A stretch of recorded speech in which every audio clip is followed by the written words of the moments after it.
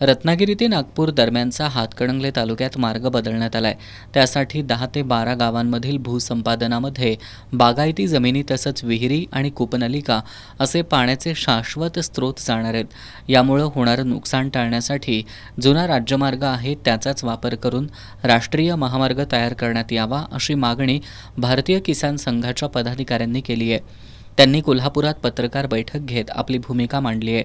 पालकमंत्री, संसद सदस्य आणि शेतकरी प्रतिनिधी यांच्या संयुक्त बैठकीत झालेल्या रस्ता रुंदीकरणासाठी विशेष मार्ग अवलंबण्याच्या निर्णयाला केंद्र सरकारनं हरताळ फासला असून कायद्याअंतर्गत संपादन कसं करता येईल हा सर्वोच्च न्यायालयाचा निकालसुद्धा डावलण्यात आल्याचा आरोप यावेळी करण्यात आलाय। भारतीय किसान संघानं याबाबत उच्च न्यायालयात जनहित याचिका दाखल केली असल्याचं यावेळी सांगण्यात आलं। यावेळी जिल्हा उपाध्यक्ष सिद्धार्थ शिंदे, शिरोळ तालुका अध्यक्ष शीतल पाटील, उपाध्यक्ष चेतन खोंद्रे, नरसगोंडा पाटील, पीरगोंडा पाटील उपस्थित होते।